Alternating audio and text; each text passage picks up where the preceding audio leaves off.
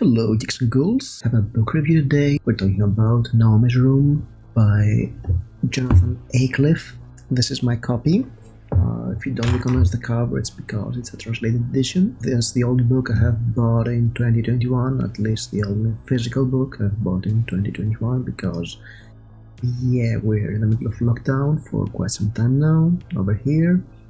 And I got this book because I heard about it on, it was highly recommended by Mers from Harpies in the Trees, and also maybe by a bookbuzz named Alex, I'm not sure about this, and it was recently translated in Greek, so I was curious about, this book is from 1991, so is there, everybody's reading it and talking about it in 2021.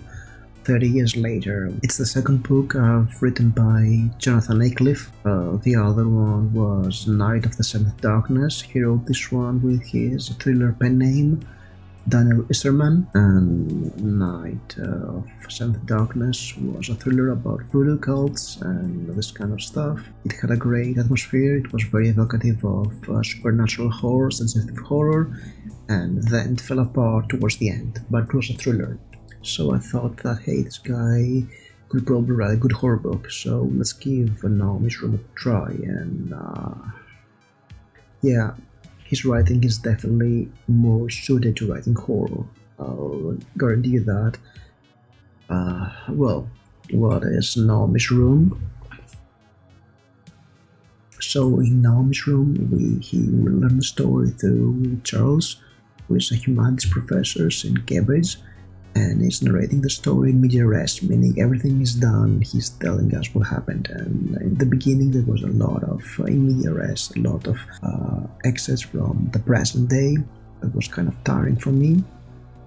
And it all begins to unravel when Charles' 4-year-old daughter Naomi disappears, and then she's found brutally murdered, and this happens during Christmas. The day before Christmas, she's kidnapped from shopping center, and the next day she's found brutally slain. And then weirder stuff start to happen because they hear noises in the house, and then paparazzi comes in because the paparazzi is trying to get pictures of the family because of the murder. And he says that, look at these pictures, and he's showing him some pictures of ghostly apparitions appearing in his house, a family of sorts.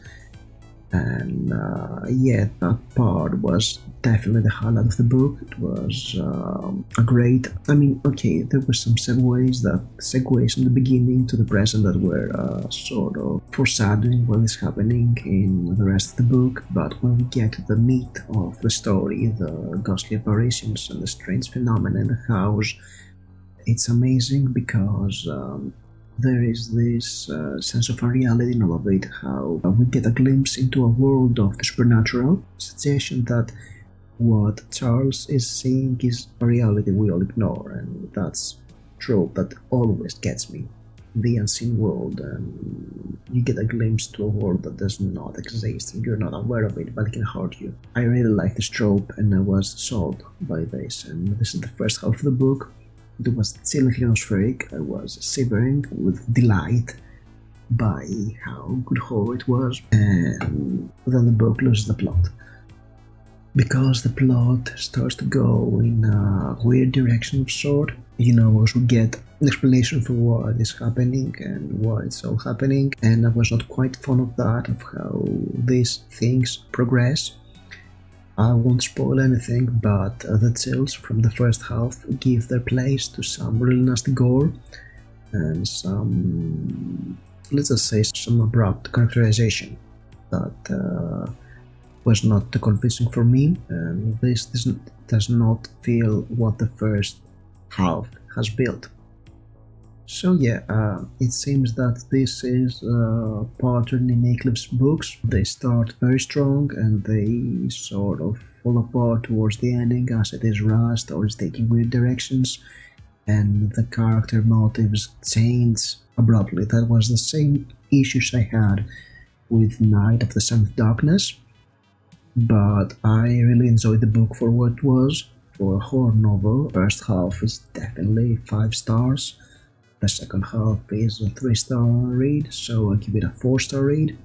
I would definitely recommend it with, I have to say that, hey, this is not in no way a perfect book, but I really enjoyed it, and I think that if you like supernatural horror and ghost stories and suggestive horror, and you're willing to have some gore in there, and the gore was nasty. It was nasty enough. Then Naomi's Room is definitely a book I would recommend to you.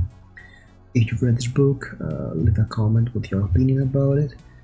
And as always, like, subscribe, and I'll see you soon. Thank you for watching and stay spooky.